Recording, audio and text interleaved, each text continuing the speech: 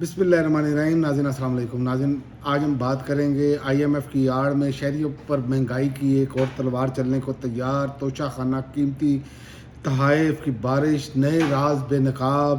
اس ہمام میں پاکستانیوں سب ننگے نظر آ رہے ہیں۔ جس طرح کی صورتحال ہے کہ پاکستان کو لوٹ کا مال سمجھ کر سارا معاملہ کیا جا رہا ہے، اور غریب عوام کو جو ہے وہ IMF کی آڑ میں جو نچوڑنے کی اب جو ہے نا وہ مزید وہ تیاریاں ہیں۔ بہت ہی بدقسمتی کے ساتھ یہ بات کرنی پڑ رہی ہے۔ اس کی وجہ یہ ہے کہ غریب عوام کو تو بالکل ہی رول کر رکھ دیا ہے، اور اس طرح کے صورتحال بنا دی گئی ہے کہ جو جیسے غریب کا کوئی پرسان حال ہی نہیں ہے۔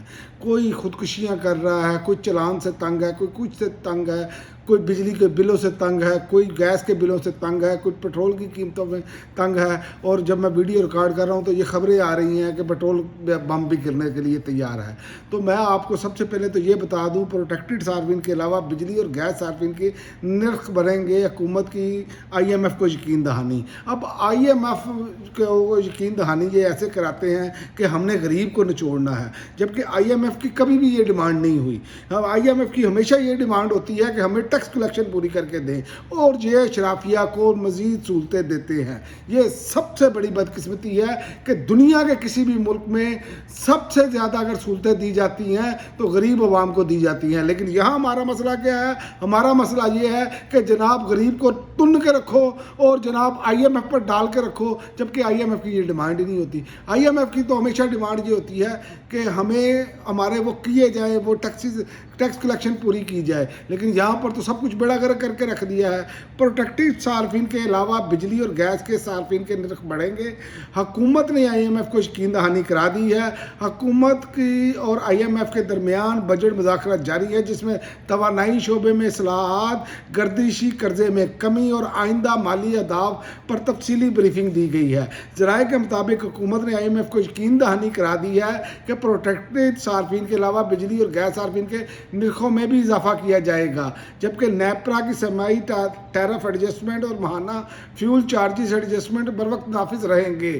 تو یہ ان کے حالات ہیں کہ تن کے رکھو والی پالیسی انہوں نے جاری رکھی ہے۔ پہلے انہوں نے سولر والا کے ساتھ کیا، جو لوگوں نے اگر سولر لگوا ہی لیے تو انہوں نے پالیسی تبدیل کر دی۔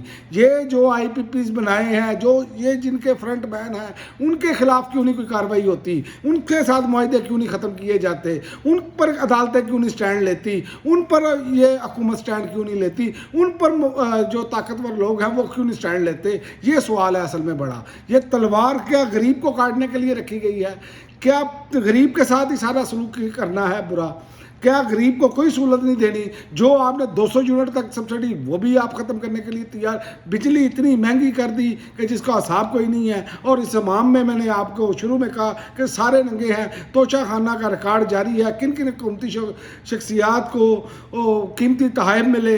خاتون اول آسما بھٹو کو جیولری سیٹ اور روایتی لباس تحفے میں دیے گئے، جبکہ بختیار بھٹو زرداری کو قیمتی ہار پیش کیا گیا، اور عمران خان کو یہ رو رو کے ایک چیز پر رو کر انہوں نے 4 سال وہ اپنا کیا ہے۔ اور یہاں پر اس امام میں یہ اس اقتدار کی بات ہو رہی ہے، اس سے پہلے جو لوٹ مار مچائی ہے اس کا کوئی حساب نہیں ہے۔ پھر کہتے ہیں جناب ہم پر سیاسی کیسز بنا دیے گئے، اور جس بندے نے آدھی قیمت سے زیادہ دیے، جو اس نے پہلے کم تھا، عمران خان نے اس کا ریٹ زیادہ کیا کہ اتنے پیسے جمع کرائیں گے تو توشہ خانہ سے لیں گے، اس کو آپ نے جیل کے اندر ڈالا ہوا ہے۔ اور جو لوگ گاڑیاں تک لے گئے، جو لوگ پائن ایپل تک لے گئے توشہ خانہ سے، ان سے کوئی پوچھ گچھ نہیں ہے، ان کو کوئی پوچھنے والا نہیں ہے۔ کابینہ ڈویژن نے سال 2026 کی پہلی سہ-ماہی جنوری میں مارچ کا توشہ خانہ ریکارڈ جاری کر دیا، جس کے مطابق آصف علی زرداری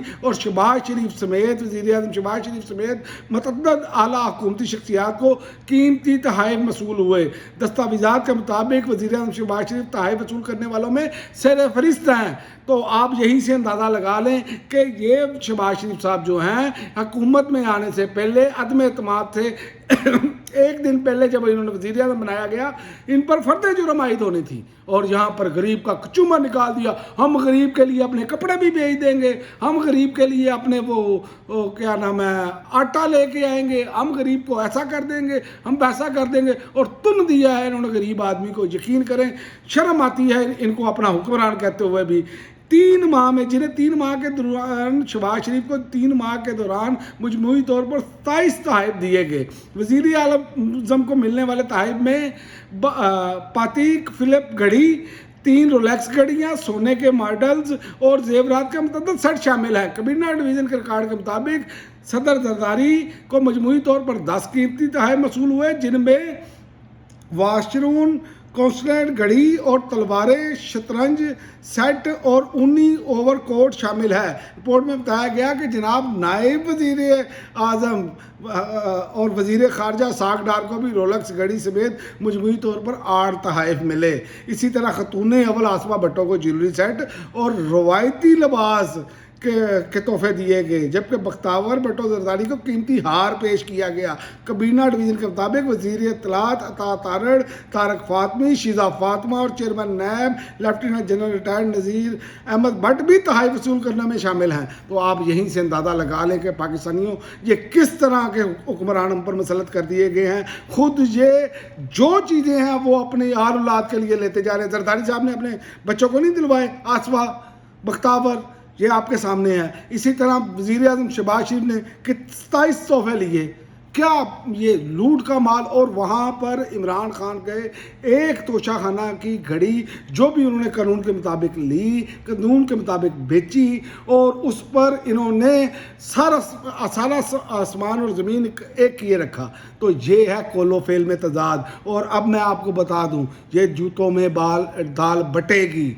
ये याद रखें, इनके मुश्किल दौर शुरू हो गए। ये चीज़ें उस वक्त ही आना शुरू होती हैं जब ये फैसला कर लिया जाए कि अब तुनने की बारी इनकी भी है। लेकिन याद रखें पाकिस्तानियों, आप जब तक अपने लिए अपनी आवाज़ बुलंद नहीं करेंगे, आपके साथ ऐसा ही सलूक किया जाता रहेगा। जिस तरह ये नोच कर इस आवाम के साथ बुरा सलूक कर रहे हैं, मेरा नहीं ख्याल कि ये अल्लाह के अज़ाब से बच पाएंगे। अब तक के लिए नाज़रीन इतना ही।